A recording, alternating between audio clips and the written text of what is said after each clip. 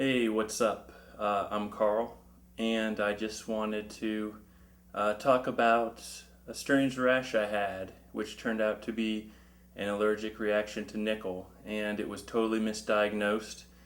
And I figured if I was misdiagnosed, there's probably people out there who have the same issue. So I figured if I had these questions, then other people might be going through the same thing. And although, if you have a rash on your finger, doesn't mean it's a nickel, allergic reaction, but it's something to consider because you never know. Basically, I'll start off with what happened. We're now in end of April 2014. Back in October 2013, I noticed on my pinky finger here, I had like these little kind of circles, almost like a little bit of grayish around them, and they were like white a little bit in the middle. They were small and there were like clusters of them, and they were kind of all underneath the skin. And as time kind of went on, they kind of popped up and almost looked like pimples. And I had no idea what they were, and I used apple cider vinegar on them, and they kind of went away, but they were still kind of underneath the skin. You could actually see them. So it kind of, wasn't like a huge problem. I kind of brushed it off. Then in December, I went home to my parents' house. And strangely enough, I was like playing with the family dog, and he scratched me right here on my wrist. Boom! I got like these little, what look like kind of like pimples or almost like cold sores on my wrist. I would use apple cider vinegar to try to get both here and here to go away, and it kind of helped. But it always came back, and it was just annoying me, and it was probably worse than it's ever been. It kind of looked like pimples. I had one right here on that, right where it kind of like I have a finger joint here, and it kind of hurt. So I was like, I really want to get this diagnosed. I don't know what it is. It's not going away.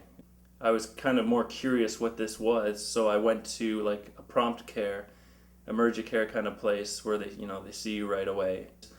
And it was a lady doctor, and she really didn't know what it was. I could tell. So she brought in another doctor, and they misdiagnosed me with herpetic whitlow, which is literally like herpes of the finger, which is extremely rare.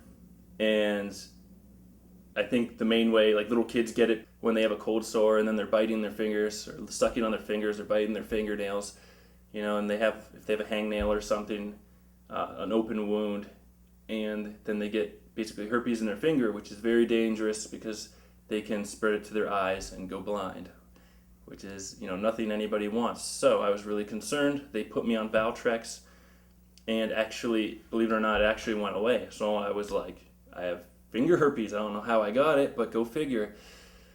So then it started coming back, and so I did some research, and saw a really good dermatologist in Los Angeles and Beverly Hills. And it's funny because he just looked at it right away and was like, this is eczema, which is kind of funny because when I went to the prompt care place, the nurse who saw me, like did my vitals, my blood pressure, she was like, that looks like eczema. And then they misdiagnosed me with, herpetic whitlow. So the dermatologist gave me a really strong steroidal cream, and he said, I'll see you in a month, come back in a month.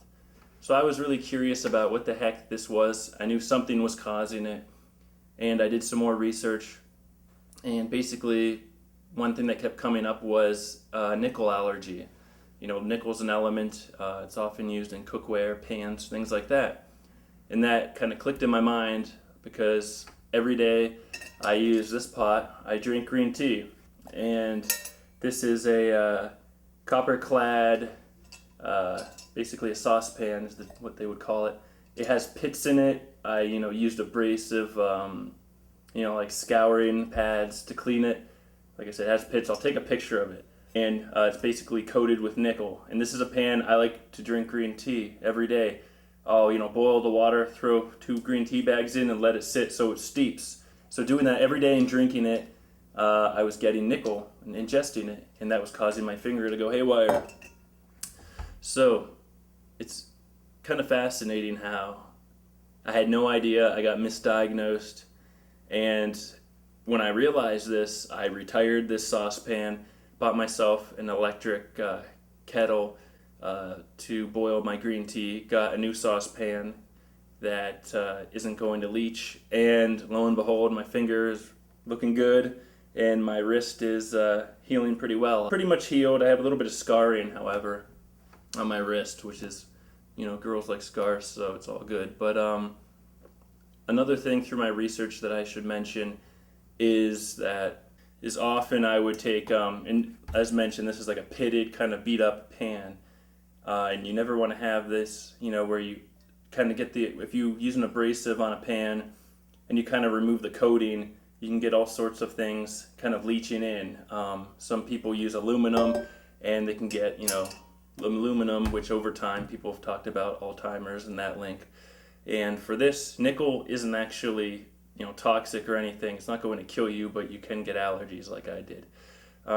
Also, one thing that can really, through my research I learned, get a pan to lose its coating are things that are acidic, like tomato sauce. And if you boil tomato sauce, on a pan and it starts to lose its coating, then that acid from the tomato sauce does a great job of kind of having, the contents of this pan leach. And so then you're ingesting whatever the pan is made of, in this case, nickel and copper. So it's very interesting. And I also learned that some people had this problem through things like Chef Boyardee. You have this tomato sauce in a can sitting on the shelf for a month or two, and that leaches into your into your actual tomato sauce and the food itself. But my point is, if you have a rash, you have no idea what it is, and you're seeing doctors, they're discounting thing after thing, then consider it might be, I'm not diagnosing anybody, of course, it could be a nickel allergy. So yeah, it's just interesting how there's these things that we have no idea what's causing them, and upon further inspection you figure it out, it goes away right away. And anyway, so basically sum it up, but it's very frustrating. Doctors make mistakes, they misdiagnose, and my dermatologist never said anything about a nickel allergy. I just kind of found that on my own, and luckily it seems to be the problem, because now my finger's fully healed, and it was never fully, since October, 7 or so months ago. I always had, these little bumps, and it was weird. So I hope this is helpful. I hope it's useful.